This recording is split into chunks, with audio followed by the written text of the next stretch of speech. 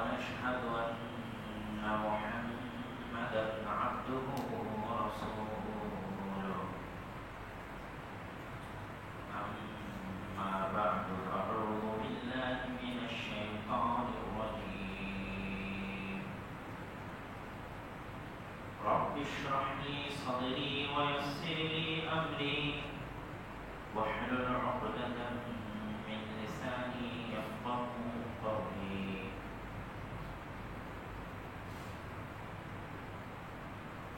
وقال الله تعالى في كلامه المجيد يا أيها الناس اعبدوا ربكم الذي خلقكم من نفس واحدة وخلق منها زوجها وبث منهما رجالا كثيرا ونساء واتقوا الله الذي تساءلون به والأرحام إن الله كان عليكم رقيبا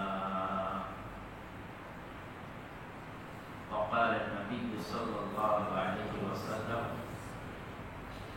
من آذى ذميا فأنا خصمه وخصمته يوم القيامة وقال صلى الله عليه وسلم أيضا يا أمهاني من أجرت فأجرته যাবতীয় প্রশংসা হামদ ও সানা মহাপরাক্রমশালী আল্লাহ সুবহানাহু ওয়া তাআলার জন্য সকলে বলি আলহামদুলিল্লাহ। আমরা তারই প্রশংসা আদায় করি, ওয়া নাস্তাগফিরুহু, তার নিকটে ক্ষমা প্রার্থনা করি, ওয়া নাস্তাঈনুহু, তারই সাহায্য প্রার্থনা করি, ওয়া নাউযু বিল্লাহি মিন শুরুরি আনফুসিনা, আর আমাদের নিজেদের অনিষ্ট হতে অমিন সাইয়্যাতি আমালিনা, এবং আমাদের অকল্যাণ খারাপ মন্দ গুনাহের কাজের অনিষ্ট হতে আমরা আল্লাহ সুবহানাহু ওয়া তাআলার নিকটে পরিত্রাণ চাই।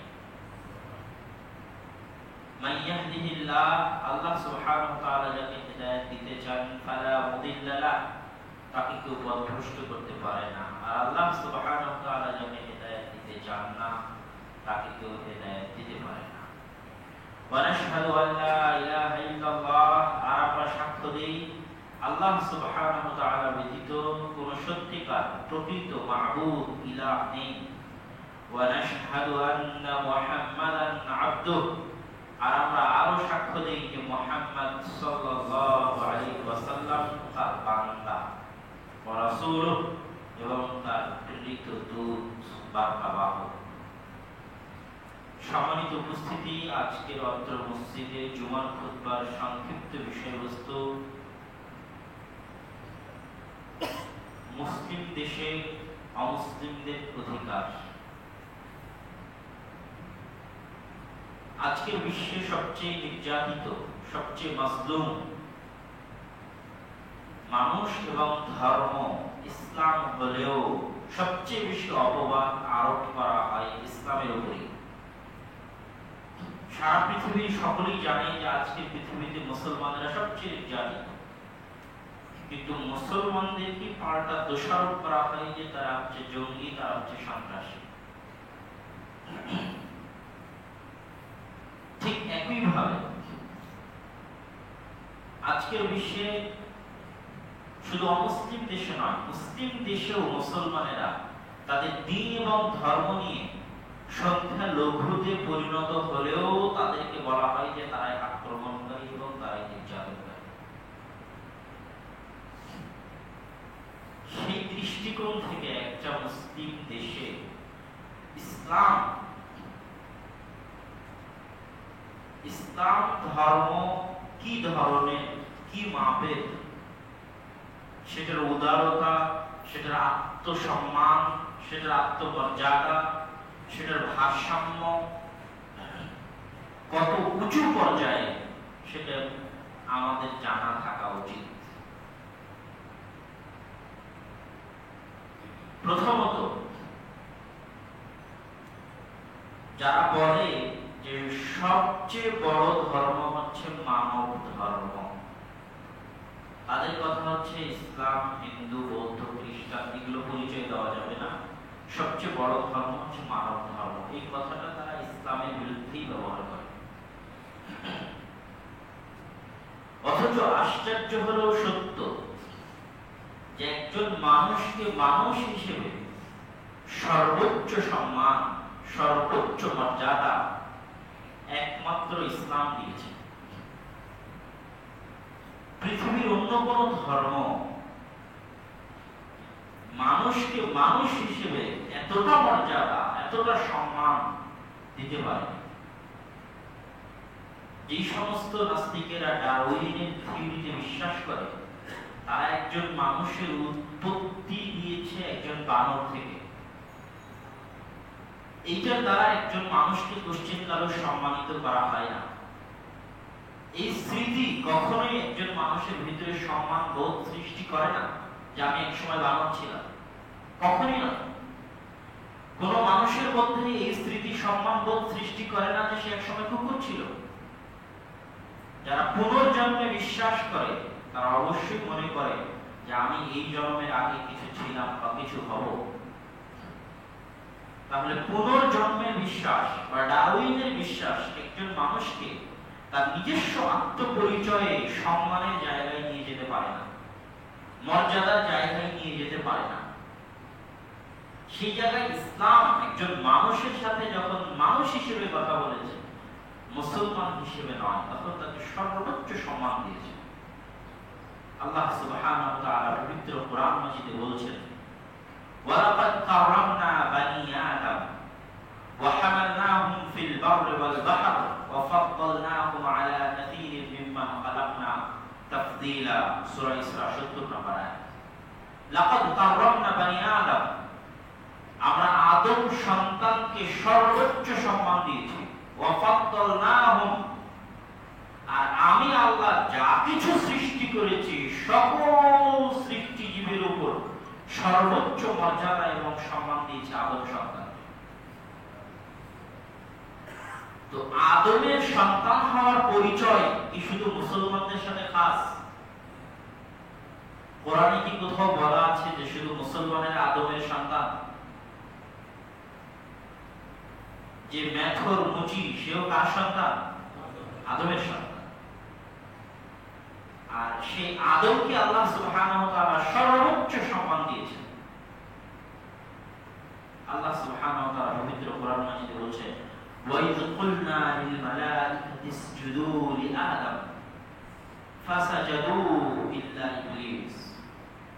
আমি আল্লাহ সুবহানাহু ওয়া তাআলা আদমকে নিজের হাতে সৃষ্টি করার পর আমি ফেরেশতা মণ্ডলীকে আদেশ করলাম, উসজুদু লি আদম, আদমের সামনে সিজদা করো।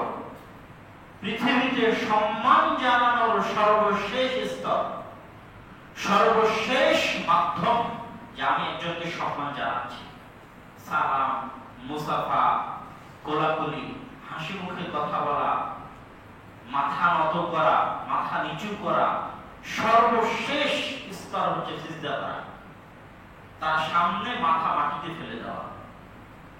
সম্মানের সর্বোচ্চ স্তরের নির্দেশ আমি ফেরেশতাদের দিলাম যে তোমরা আদমকে সিজদা করো।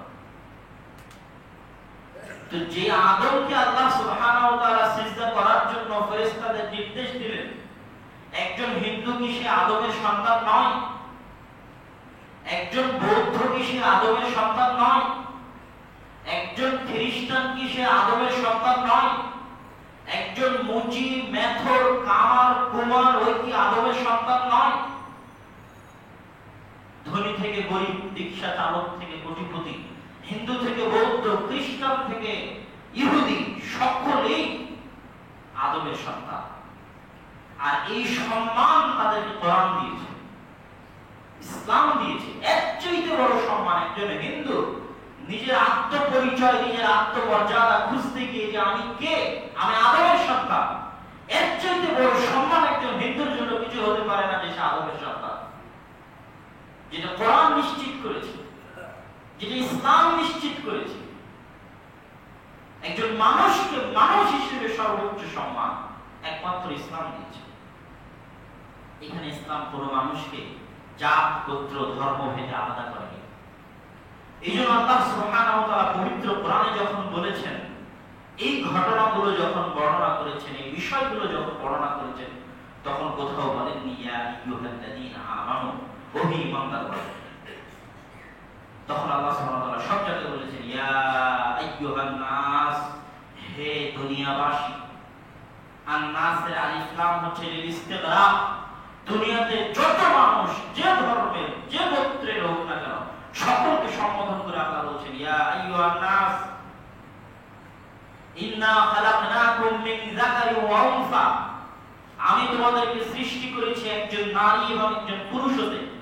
ওয়া জাআলনাকুম শুউবান ওয়া কাবাইলা, আর আমি তোমাদেরকে গোত্র বংশ আলাদা করে দিয়েছি লিতাআরাফু, যেন তোমরা পরস্পরকে চিনতে পারো।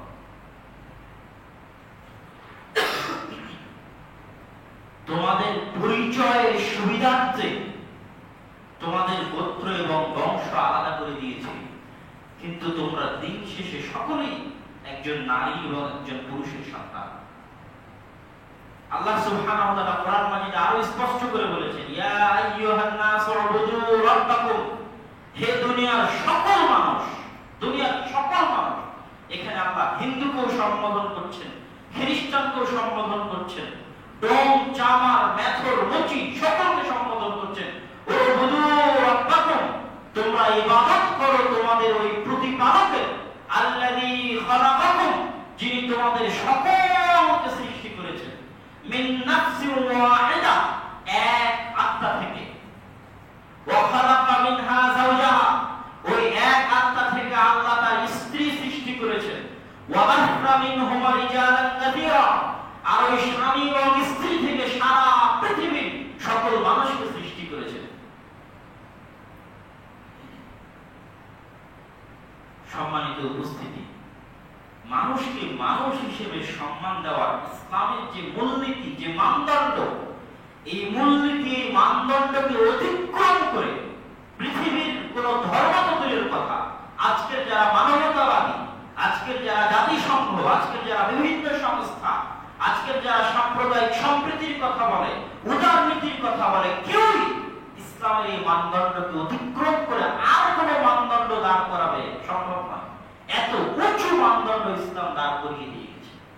রাসূল সাল্লাল্লাহু আলাইহি ওয়াসাল্লাম বলেছেন ইয়া আইয়ুহান নাস, হে দুনিয়ার মানুষ, ইন্না রাব্বাকুম ওয়াহিদ, তোমাদের পিতা এক, তোমাদের রব এক, ওয়া ইন্না আবাকুম ওয়াহিদ, তোমাদের পিতা এক। সারা দুনিয়ার সকল মানুষকে দুই মানদণ্ডে আল্লাহ সুবহানাহু ওয়া তাআলা ইসলাম এক করে দিল। হে দুনিয়ার সকল মানুষ, ইন্না রাব্বাকুম ওয়াহিদ, তোমাদের সকলের সৃষ্টিকর্তা, সকলের পালনকর্তা, পালনহার একজন। ওয়া আবাকুম ওয়াহিদ, তোমাদের সকলের পিতা একজন।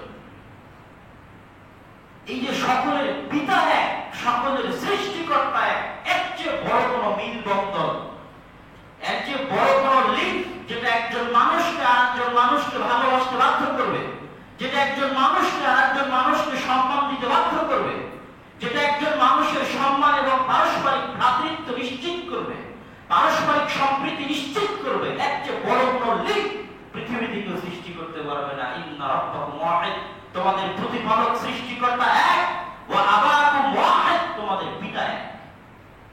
তুমি ডোম চামার মেথ, হিন্দু মুসলিম বৌদ্ধ খ্রিস্টান যে হও, রাব্বাকুম ওয়াহিদ, প্রতিপালক এক, আবাকুম ওয়াহিদ, পিতা এক। আলা লা ফাদলা লিআরাবিয়্যিন আলা আজামিয়্যিন, এই হাদিসের পরের অংশ, যেহেতু সৃষ্টিকর্তা এক, পিতা এক, সুতরাং লা ফাদলা লিআরাবিয়্যিন আলা আজামি, কেউ আরবি ভাষায় কথা বলে তাই অনারবের উপর তার বিশেষ কোনো প্রাধান্য নেই। ওয়ালা ফাদলা লিআজামিয়্যিন আলা আরবি, কেউ আরবি ভাষায় কথা বলে না তাই তার বিশেষ কোনো প্রাধান্য নেই একজন আরবের উপর। কেউ ইংরেজি ভাষায় কথা বলে তাই তার বিশেষ কোনো প্রাধান্য নেই আরেকজনের উপর। যেটা বাংলাদেশে হয়েছিল, কেউ উর্দুতে কথা বলে আর কেউ বাংলাতে কথা বলে, তাই একজন আরেকজনের চেয়ে সম্মান বেশি পাবে, এটা হতে পারে না। একজন আরবের সম্মান প্রাধান্য অনারবের উপর নেই, একজন আরবের উপর নেই। ওয়ালা ইয়াহমার আলা আসওয়াদ, কারো গায়ের রং দেখতে সাদা ধবধবে ফর্সা, তাই তার কোনো প্রাধান্য নেই আলা আসওয়াদ, একজন কালো উপরে।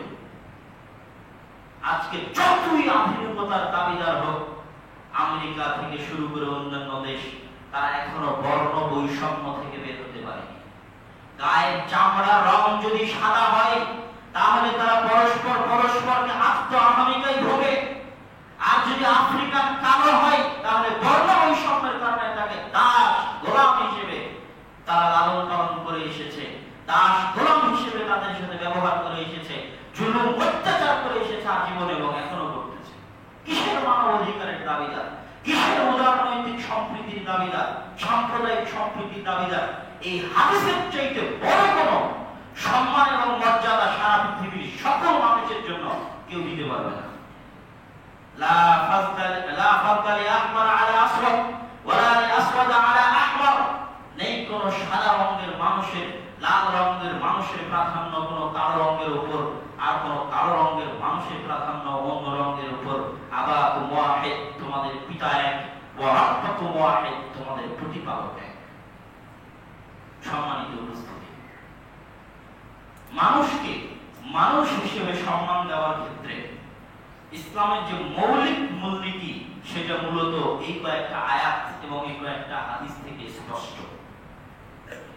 এবার আসি, যখন ইসলাম একজন মানুষকে মানুষ হিসেবে এতটা সম্মান নিশ্চিত করেছে, তার আরো একটা উদাহরণ দিই যে ইসলাম মানুষকে মানুষ হিসেবে কতটা সম্মান নিশ্চিত করেছে।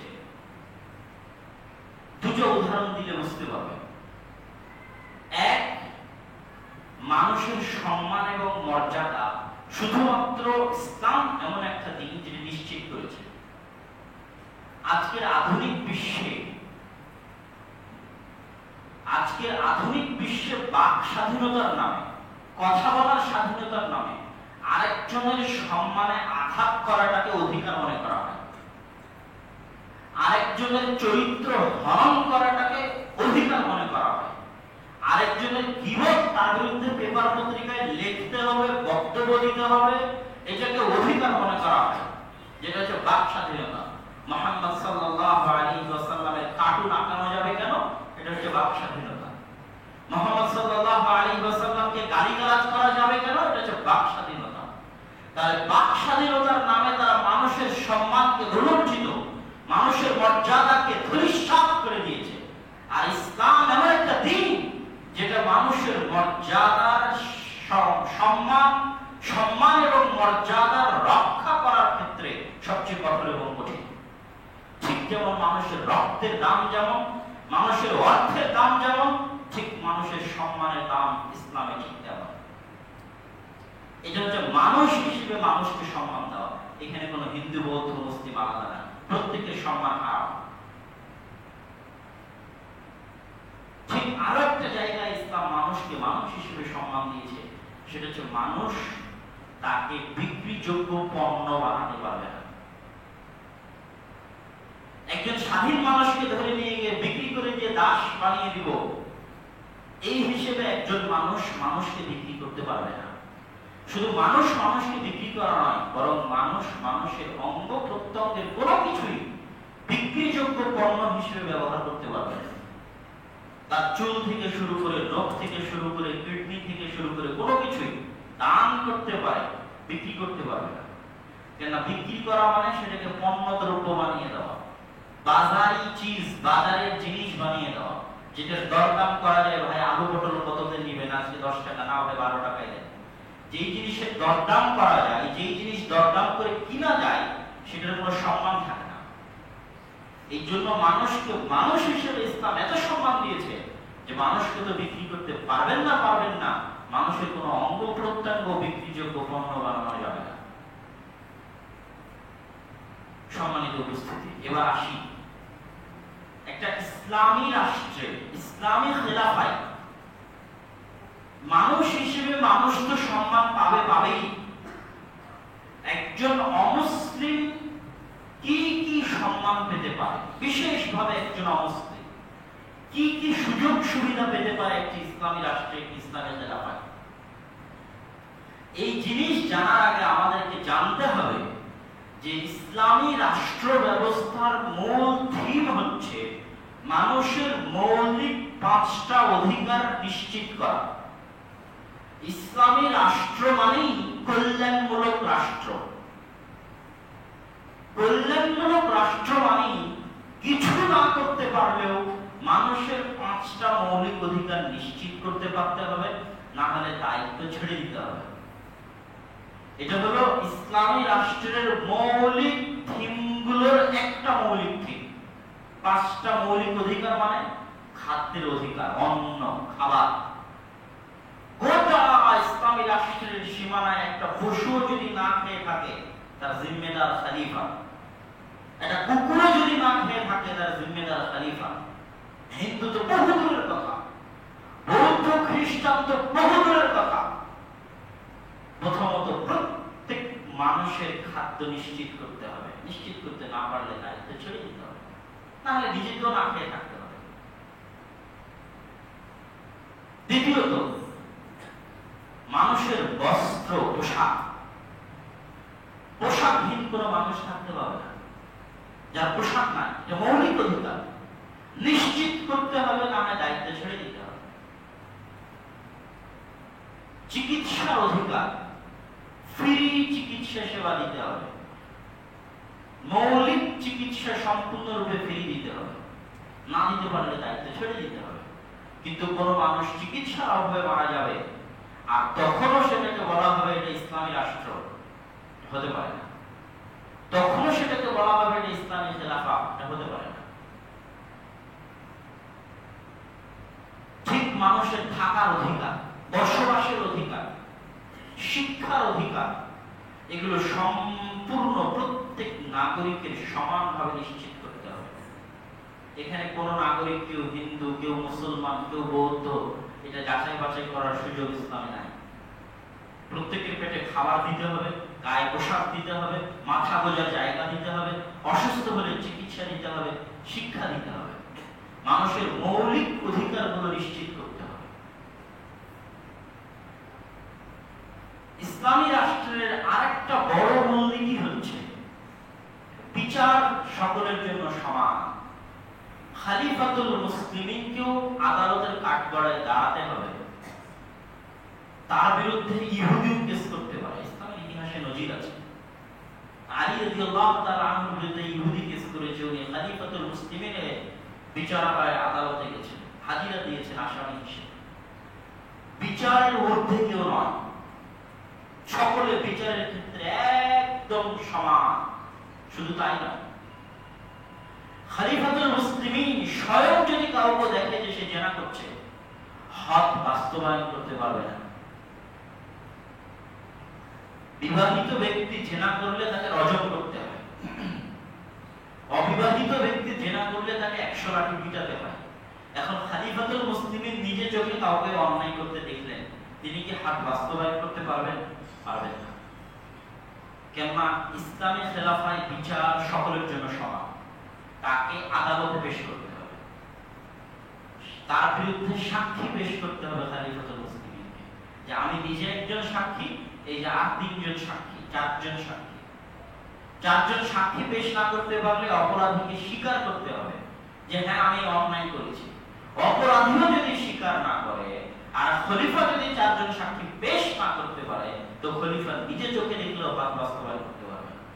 রাতে রাতে গুলি করে হত্যা করে দেওয়া তো বহু দূরের কথা, কেউ জানলই না কি জন্য মারা গেল। ইসলামে মানুষের অধিকার এতটা নিশ্চিত, এতটা সুনিশ্চিত, এখানে হিন্দু, বৌদ্ধ, মুসলিমের কোনো পার্থক্য নাই। এখানে মানুষ হিসেবে তাকে পূর্ণ অধিকার দিয়েছে ইসলাম। 1, 5টা মৌলিক অধিকার নিশ্চিত করতে হবে। 2, বিচার সকলের জন্য সমান। 3, ধর্ম, বর্ণ, কর্ম, বংশ নির্বিশেষে মেধার মূল্যায়ন হতে হবে। ইসলামী খেলাফা এত দ্রুত তরতর করে উন্নতির দিকে এগিয়ে গেছে, তার মূল কারণ এই 3টে। মেধার মূল্যায়ন হতে হবে সমান। কার মামা আছে, কার খালু আছে, কে 10,000 টাকা ঘুষ দিল, কে 50,000 টাকা ঘুষ দিল, চাকরি নিয়ে চলে গেল। আর মেধাবী মানুষ অবমূল্যায়িত, সে তার মেধার জোরে, টাকা পয়সা না থাকার কারণে, মামা খালু না থাকার কারণে সে ভালো জায়গায় পৌঁছতে পারবে না, টোটালি লস। ধর্ম, বর্ণ, বংশ, টাকা পয়সা, মামা খালু নির্বিশেষে মেধার মূল্যায়ন নিশ্চিত করতে হবে, স্ট্রিক্টলি, কঠোর ও কঠিনভাবে। তাহলে একটা ইসলামী রাষ্ট্র এই তিনটে জিনিস হচ্ছে মৌলিক। এবার আপনি বলেন, এত উন্নত মানের যদি কোন রাষ্ট্র হয়, সেই উন্নত মানের রাষ্ট্রে কোন হিন্দু রাষ্ট্র তো হিন্দুকে এত অধিকার দিতে পারবে না। এবার আরো স্পষ্ট করে আসি যে একটি ইসলামী রাষ্ট্রে, ইসলামী খেলাফায় একজন অমুসলিম বিশেষভাবে কি কি সুযোগ সুবিধা পাবে। এগুলো তো ব্যাপক কথা বললাম। মানুষ হিসেবে ইসলাম কি মর্যাদা দিয়েছে মানুষকে, রাষ্ট্র হিসেবে ইসলামী রাষ্ট্রে একজন মানুষ হিসেবে কি কি সুবিধা নিশ্চিত পেতে পারে। তিন, একজন অমুসলিম সেই দেশে কিভাবে থাকবে। ইসলামের তিনটা পরিভাষা ব্যবহার করা হয় অমুসলিমের জন্য। এক, জিম্মি; দুই, মুস্তামিন; তিন, মুআহাদ। জিম্মি শব্দটা শুনতে আমাদের দেশের মানুষ মনে করে যে অমুককে জিম্মি করে রেখেছে, টাকা আদায় করবে এই জন্য। ইসলামে ওই অর্থে জিম্মি ব্যবহার করা হয় না। বাংলা ভাষায় আরেকটা অর্থ আছে যে আমি অমুকের জিম্মেদারি নিলাম, আমি অমুকের জিম্মেদারি নিলাম। এই জিম্মেদারি নেওয়ার ক্ষেত্রে জিম্মি ব্যবহার করা হয়। জিম্মি মানে যাদের জিম্মেদারি ইসলামী রাষ্ট্র নিয়েছে, জিম্মি মানে যাদের জিম্মেদারি মুহাম্মদ সাল্লাল্লাহু আলাইহি ওয়াসাল্লাম নিয়েছে, জিম্মি মানে যাদের জিম্মেদারি আল্লাহ সুবহানাহু ওয়া তাআলা নিয়েছে। সেই অর্থে জিম্মি শব্দটা ব্যবহার করা হয় যে এই ধরনের ব্যক্তিদের জিম্মেদারি আল্লাহ এবং আল্লাহ রাসূল নিয়েছেন এবং পরবর্তীতে যারা দায়িত্ব পালন করবেন তাদেরকে এইভাবে নির্দেশ দিয়ে গেছেন, নিশ্চিত করে গেছেন তাদের জিম্মেদারি। এই জন্য তারা জিম্মি। তারা কার? তারা হচ্ছে কোন মুসলিম দেশে আগে থেকেই জন্মগতভাবে বসবাসরত অমুসলিম। একটা দেশে ইসলামী খেলাফা প্রতিষ্ঠিত হয়ে গেল, রাসূল সাল্লাল্লাহু আলাইহি ওয়াসাল্লামের যুগ হয়েছে, তো ওই দেশে আগে থেকেই যারা অমুসলিম বসবাস করত তাদেরকে যে সুযোগ সুবিধা দেওয়া হবে, সেই সুযোগ সুবিধাটা হচ্ছে জিম্মি শব্দের পরিভাষার আওতায়। তারা ট্যাক্স দিবে, ট্যাক্স দেওয়ার বিনিময়ে সকল সুযোগ সুবিধা তাদের জন্য নিশ্চিত হবে। সেই সুযোগ সুবিধা সংক্রান্ত দিয়ে একটা হাদিস বলি, রাসূল সাল্লাল্লাহু আলাইহি ওয়াসাল্লাম, মান কানাত লাহু যিম্মাতুনা ফা যিম্মুহু কাযিম্মিনা, যিম্মাতুল মুসলিমিনা তাতাকাফাউ ওয়াহিদা ইয়াসআ বিহা আদনাহুম ফামান আখফারা মুসলিমান ফাআলাইহি লা'নাতুল্লাহ ওয়াল মালাইকাতি ওয়ান নাসি আজমাইন। জিম্মির ক্ষেত্রে রাসূল সাল্লাল্লাহু আলাইহি ওয়াসাল্লাম কিছু মূলনীতি এবং কিছু হাদিস বলে গেছেন। প্রথমত কিছু হাদিস বলি, যেমন একটা, রাসূল সাল্লাল্লাহু আলাইহি ওয়াসাল্লাম বলেছেন যে কেউ যদি কোনো জিম্মিকে হত্যা করে, যার জিম্মেদারি ইসলামী রাষ্ট্র নিয়েছে, নিরাপত্তার জিম্মেদারি ইসলামী রাষ্ট্র নিয়েছে, মাইয়াকতুল, কেউ যদি হত্যা করে ওই জিম্মিকে, লা ইয়াজিদ রাইহাতাল জান্নাহ, সে জান্নাতের গন্ধ পাবে না। অথচ জান্নাতের গন্ধ 40 বছর 70 বছরের দূরত্বের পথ থেকে পাওয়া যায়। কিন্তু জিম্মি যার নিরাপত্তা নিশ্চিত করেছে আল্লাহ এবং আল্লাহ রাসূল, তাকে যে হত্যা করবে ও জান্নাতের গন্ধ পাবে না। ইসলামী খেলাফার অগণিত ঘটনা আছে যে মুসলমান জিম্মিকে হত্যা করেছে, অমুসলিম জিম্মিকে। ইসলামী আদালত ওই মুসলমানকে হত্যার ফায়সালা দিয়েছে। 4 খলিফার যুগেই অগণিত ঘটনা আছে।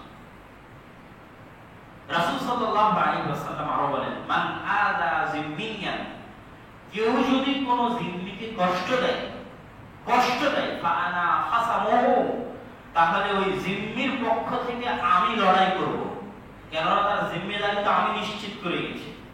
তো আমি মুহাম্মদ তাকে কষ্ট দিলে আমি তার উকিল হয়ে তার পক্ষ হয়ে লড়াই করব। আর জেনে রাখো, আমি মুহাম্মদ সাল্লাল্লাহু আলাইহি ওয়াসাল্লাম যদি লড়াই করি, তাহলে সেই লড়াইটা হবে কিয়ামতের মাঠে। হাসামতুহু ইয়াউমাল কিয়ামা, ওই জিম্মির পক্ষ হয়ে লড়াই করব কিয়ামতের মাঠে। রাসূল সাল্লাল্লাহু আলাইহি ওয়াসাল্লাম জিম্মির বিষয়ে কিছু মূলনীতি দিয়েছেন। সেই মূলনীতি কি?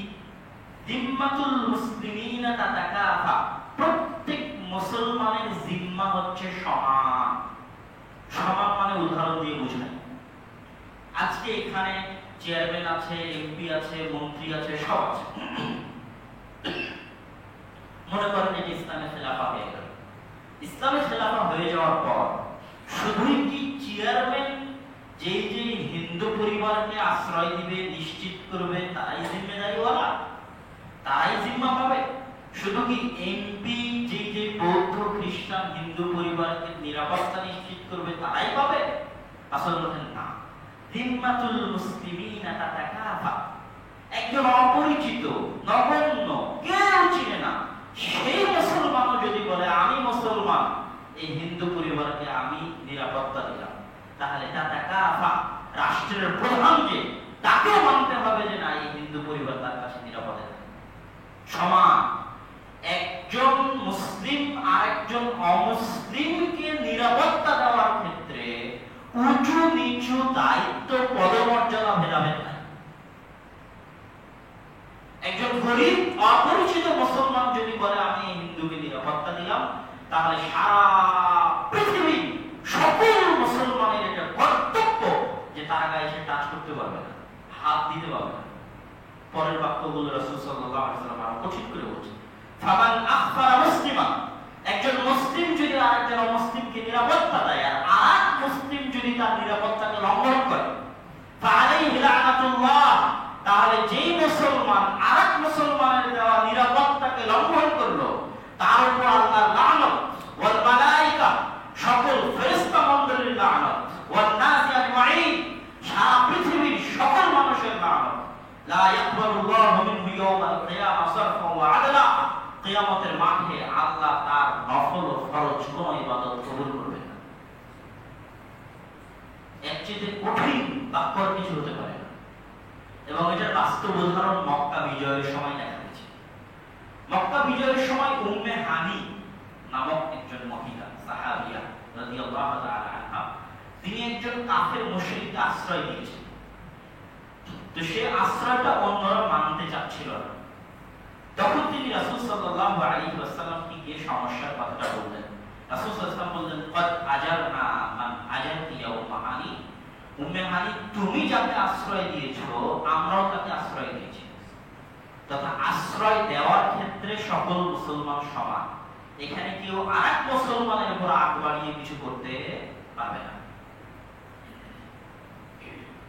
সম্মানিত উপস্থিতি, জিম্মিদের ক্ষেত্রে দুটো চিঠি, যেটা ওমর রাদিয়াল্লাহু তাআলা আনহুর একটা চিঠি যেটা তিনি ফিলিস্তিনবাসীকে দিয়েছিলেন, আর একটা আবু বকর রাদিয়াল্লাহু তাআলা আনহুর চিঠি যেটা তিনি নাজরানবাসীকে দিয়েছিলেন।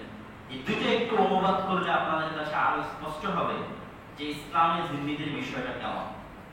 কিতাবুল খলিফা রাশিদ আবু বকর as-সিদ্দিক রাদিয়াল্লাহু তাআলা আনহু লিআহলি নাজরান, বিসমিল্লাহির রহমানির রহিম, হাদা মা কাতাবা বিহি আব্দুল্লাহ, এই চিঠি লিখছেন আল্লাহর বান্দা আবু বকর, খলিফাতু মুহাম্মদ আন-নবী রাসূলুল্লাহ সাল্লাল্লাহু আলাইহি ওয়াসাল্লাম, যিনি আল্লাহর রাসূল মুহাম্মদ সাল্লাল্লাহু আলাইহি ওয়াসাল্লামের খলিফা।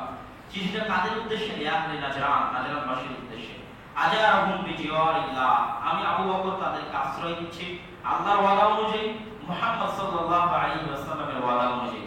আলা আনফুসিহিম, তাদের জীবনের নিরাপত্তা দিচ্ছি, ওয়া আরযিহিম, তাদের জমি জায়গার নিরাপত্তা দিচ্ছি, ওয়া মিল্লাতিহিম ওয়া ইবাদাতিহিম, তাদের ইবাদতের নিরাপত্তা দিচ্ছি, ওয়া আমওয়ালিহিম, তাদের ধন সম্পদের নিরাপত্তা দিচ্ছি, ওয়া রাহবানিহিম, তাদের পাত্রী যারা হুজুর, তাদের মধ্যেকার দিনদার টাইপ যারা, হুজুর টাইপ যারা, পাত্রী যারা, গুরু যারা, পণ্ডিত যারা, তাদের সকলের নিরাপত্তা দিচ্ছি। ওকুল্লামা তাহতা আইদিহিম মিন কালিল ওয়া কাসীর, এবং তাদের অধীনস্থ যা কিছু আছে অল্প বেশি সবকিছুর নিরাপত্তা দিচ্ছি।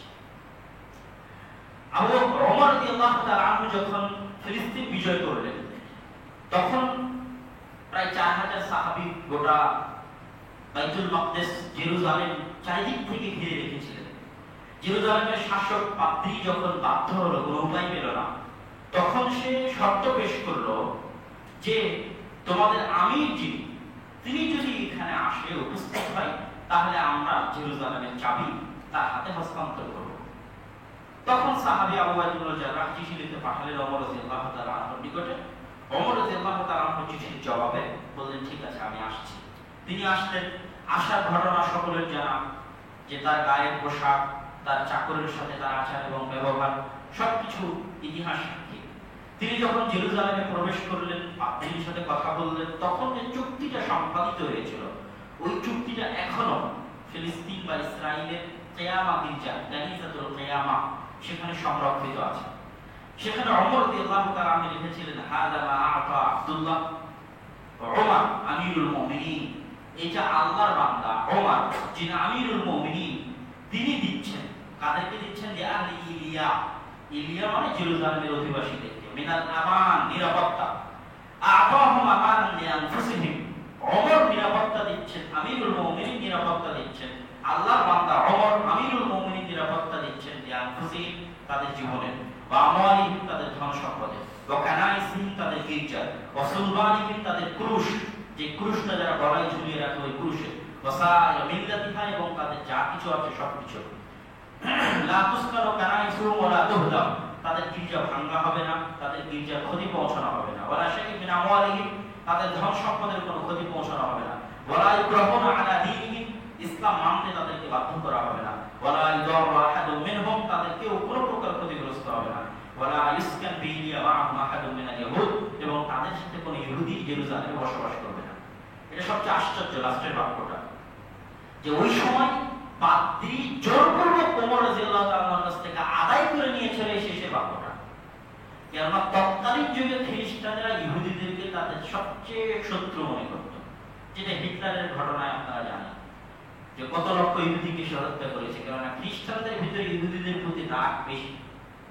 তো তৎকালীন পাদ্রীরা ইহুদিদের প্রতি তাদের রাগের কারণে ওমর রাদিয়াল্লাহু তাআলার কাছ থেকে চুক্তি আদায় করে নিয়েছে যে জেরুজালেমে কোন ইহুদিকে আশ্রয় দিতে পারবে না মুসলমানেরা। অথচ সেই চুক্তি ধারাই লঙ্ঘন করে তারা এখন ইহুদিদেরকে জেরুজালেমে আশ্রয় দিচ্ছে। এই চুক্তি এখনো অক্ষুণ্ণ আছে, মানে দেখা যায়, পড়া যায়। এই চুক্তির উপর আমল করতে গিয়ে সালাহউদ্দিন আইয়ুবী রাহিমাহুল্লাহ, যে মুসলমানদের নিকটে জিম্মিদের বিষয়টা কতটা কঠিন এবং কতটা দায়িত্বশীলতার সাথে মুসলমানরা এটা পালন করেছে, তার একটা উদাহরণ মাত্র। যখন খ্রিস্টানেরা ক্রুসেডের সময় জেরুজালেম দখল করে নিল, তখন ৭০,০০০ নারী পুরুষকে তারা জবাই করেছে। মুসলিম নর নারী পুরুষকে জেরুজালেমের মাটিতে খ্রিস্টানেরা জবাই করেছে। রক্তের স্রোতে গোটা জেরুজালেম ভেসে গেছিল। ৮০ বছর ৯০ বছর পরে যখন সালাহউদ্দিন আইয়ুবী পুনরায় ওই জেরুজালেম দখল করলেন, তখন ওমর রাদিয়াল্লাহু তাআলা আনহুর করা এই চুক্তির সম্মানে এত বড় অপরাধ করার পর ৮০-৯০ বছর আগে তারা ৭০,০০০ মুসলমানকে এখানে জবাই করেছে। এত বড় অপরাধ করার পর একটা খ্রিস্টানের গায়ে তিনি টাচ করেন, আঘাত করেন। সকলকে নিরাপদের সাথে হয় থাকা, না হয় বের হয়ে চলে যাওয়ার সুযোগ করে দিয়েছে। সম্মানিত উপস্থিতি, সুতরাং ইসলামকে দোষারোপ করা, ইসলামকে গালিগালাজ করা, বা ইসলামের বিষয়ে ব্যতিক্রম কোনো কথা বলা, বা মানবতার ধর্ম, সবচেয়ে বড় ধর্ম মানব ধর্ম, এই দোহাই দিয়ে ইসলামকে ছোট করার কোন সরিষা সম পরিমাণ জায়গা এবং রাস্তা নেই। ইসলামের চেয়ে মহান, ইসলামের চেয়ে উঁচু, ইসলামের চেয়ে মহৎ, ইসলামের চেয়ে উদার, ইসলামের চেয়ে শান্তিওয়ালা, আত্মমর্যাদাওয়ালা, ভারতওয়ালা, ভারসাম্যওয়ালা, গোটা পৃথিবীকে সবচেয়ে শান্তির সাথে, সবচেয়ে নিরাপত্তার সাথে পরিচালনা করতে পারার একমাত্র যোগ্যতা যে দিনের মূলনীতিগুলোর মধ্যে রয়েছে, সেই দিন হচ্ছে ইসলাম। সারা পৃথিবীর সকল হিন্দু, সকল বৌদ্ধ, সকল খ্রিস্টান, সকল মুসলিম নির্যাতিত মানুষের একমাত্র আশ্রয়স্থল হচ্ছে ইসলাম। সবাই যদি ইসলামকে মেনে নেয়, ধর্ম হিসেবে নয়, রাষ্ট্র ব্যবস্থা হিসেবেও যদি মেনে নেয়, তো এর চেয়ে বেশি নিরাপদ, এর চেয়ে বেশি শান্তি, এর চেয়ে বেশি নিরাপত্তা, এর চেয়ে বেশি অধিকার আর কোনো দিন তাদেরকে নিশ্চিত করতে পারবে না। তাদের নিজস্ব দিনও তাদেরকে নিশ্চিত করতে পারবে না। যেটা আমি বলেছি, হিন্দুদেরকে হিন্দু রাষ্ট্র এত নিরাপত্তা, এত উন্নত অধিকার দিতে পারবে না যেটা পূর্ণাঙ্গ ইসলামী রাষ্ট্র দিতে পারবে। আল্লাহ সুবহানাহু ওয়া তাআলা আমাদের মুসলমানদেরকে সজাগ হওয়া, সচেতন হওয়া এবং ইসলামের এই উন্নত উঁচু মহান নীতিগুলো পালন করার তৌফিক দান করুক আল্লাহ। বক্তব্যের শেষাংশে এসে আপনাদের সাথে দুটো কথা। এক, আজকে এখানে আপুর উপস্থিত হওয়ার কথা ছিল, তিনি দুবাই জরুরি কাজে যাওয়ার কারণে আমি উপস্থিত হয়েছি। আপনারা সকলেই তার জন্য দোয়া করবেন, আল্লাহ সুবহানাহু ওয়া তাআলা যেন তাকে নেক হায়াত এবং সুস্বাস্থ্য দান করেন এবং যাবতীয় বিপদ আপদ থেকে আল্লাহ সুবহানাহু ওয়া তাআলা যেন তাকে হেফাজত করেন। আর সকলে অবশ্যই, যেহেতু আব্বু বক্তব্য দিলে জামিয়া সালাফিয়ার কথা বলেনি, আর আমি কোনো সময় সেভাবে বলি না, কিন্তু আজকে আব্বুর অনুপস্থিতিতে কিছু টুকটাক বলা প্রয়োজন মনে করছি। তার মধ্যে একটা হচ্ছে জামিয়া সালাফিয়া রাজশাহী ডাঙ্গিপাড়ায় উন্নত মানের একাডেমিক ভবন নির্মাণের কাজ চলমান রয়েছে। সেটা হয়তো গ্রেড বিম ঢালাই আজকালকের মধ্যেই হবে, যাতে ছাত্ররা উন্নত মানের ক্লাসরুমে প্রজেক্টর সহ, মাল্টিমিডিয়া প্রজেক্টর সহ, সাউন্ড প্রুফ ক্লাসরুমে সুন্দরভাবে ভালোভাবে ক্লাস করতে পারে, সেই পরিবেশ যাতে তাদেরকে দেওয়া যায়, এটার উদ্দেশ্য হচ্ছে ওই একাডেমিক ভবন নির্মাণ করা। আর জামিয়া সালাফিয়া রূপগঞ্জ নারায়ণগঞ্জে গত 1 বছর বা 1.5 বছরে প্রায় 500 শতক জমি রেজিস্ট্রি এবং বায়নামা কমপ্লিট করা হয়েছে আলহামদুলিল্লাহ, এবং আরো হয়তো 200-300 শতক কমপ্লিট করতে হবে, যেটা হয়ে গেলে আমাদের যে মাস্টার প্ল্যান ছিল যে জামিয়া সালাফিয়া রূপগঞ্জ নারায়ণগঞ্জ 50 বিঘা জমির উপর সম্পূর্ণ একটা বিশাল কমপ্লেক্স, ছেলেদের মাদ্রাসা, মেয়েদের মাদ্রাসা, বিশাল মসজিদ, সবকিছু তখন করে ফেলা যাবে ইনশাআল্লাহ। যেটা বলা যায় 3 ভাগের 2 ভাগ কাজ সম্পূর্ণ, আর 1 ভাগ কাজ হয়তো বাকি আছে। আর মসজিদের কাজ আগামী বছরের ফেব্রুয়ারি, মার্চ, এপ্রিল নাগাদ শুরু হবে, যেটা ঢাকার মধ্যে বা ঢাকার আশেপাশের মধ্যে শুধু আহলে হাদিস দিয়ে কথা নয়, বরং সকলের সবচেয়ে বড় মসজিদ যেন হয় এবং সকলের সেখানে আরামে গিয়ে সালাত আদায় করা, জুমার খুতবা শোনা, সবকিছু যেন সুন্দরভাবে হয়। এটা একটা পরিকল্পনা, যেখানে একতলাতেই 7 থেকে 10,000 মুসল্লির ব্যবস্থা করার ইচ্ছা আছে, বাকিটা ইঞ্জিনিয়ারের পরামর্শ। ওখানে প্রায় 200 শতক জমি মসজিদের জন্য ক্রয় কমপ্লিট। 200 শতক জমির উপর মসজিদ হবে। মসজিদের কাজ আগামী বছর ফেব্রুয়ারি মার্চে শুরু হবে। আমাদের ধারণা যাতে 7 থেকে 10,000 মানুষ সালাত আদায় করতে পারে একতলায়, এক ফ্লোরে। এখন ইঞ্জিনিয়ার যেভাবে পরামর্শ দিবে সেইভাবে বাকিটা মাস্টার প্ল্যান অনুযায়ী সামনে আগাবে। তো এই মোটামুটি দুটো মৌলিক পরিকল্পনা, জামিয়া সালাফিয়া ডাঙ্গিপাড়া এবং জামিয়া সালাফিয়া রূপগঞ্জ নারায়ণগঞ্জ। আর সালাফি কনফারেন্সের কথা আপনারা জানেন, 23-24 ডিসেম্বর রাজশাহীতে, 13-14 জানুয়ারি এখানে সালাফি কনফারেন্সে উপস্থিত হওয়ার চেষ্টা করবেন।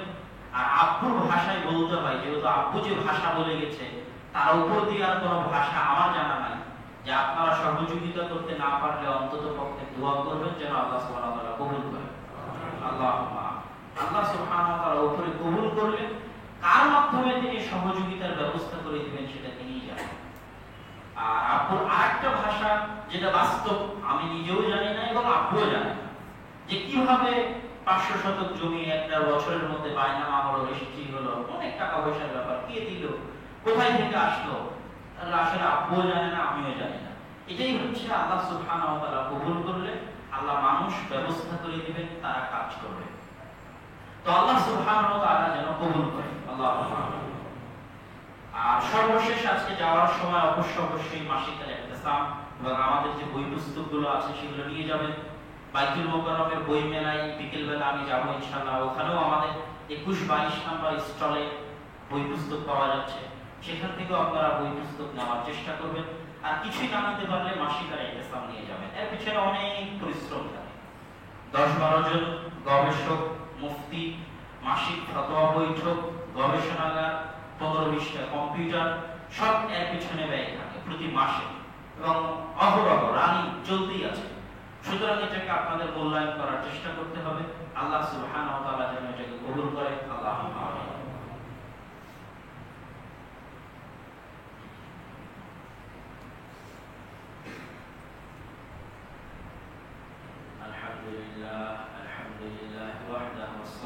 والسلام على من لا نبي بعده يا أيها الذين آمنوا صلوا عليه وسلموا تسليما اللهم صل على محمد وعلى آل محمد كما صليت على إبراهيم وعلى آل إبراهيم إنك حميد مجيد اللهم بارك على محمد وعلى آل محمد كما باركت على إبراهيم وعلى آل إبراهيم إنك حميد مجيد ربنا ظلمنا أنفسنا وإن لم تغفر لنا وترحمنا لنكونن من الخاسرين ربنا ظلمنا أنفسنا وإن لم تغفر لنا وترحمنا لنكونن من الخاسرين ربنا آتنا في الدنيا حسنة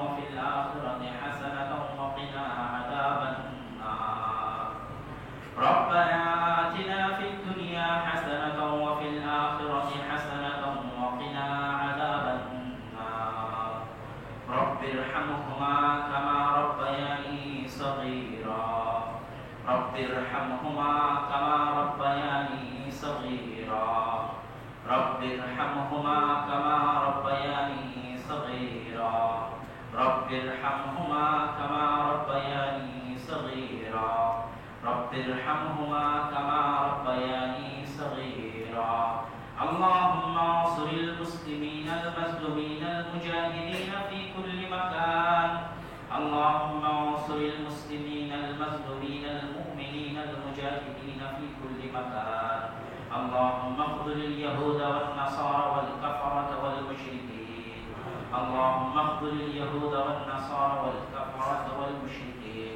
سبحان ربك رب العزة عما يصفون وسلام على المرسلين والحمد لله رب العالمين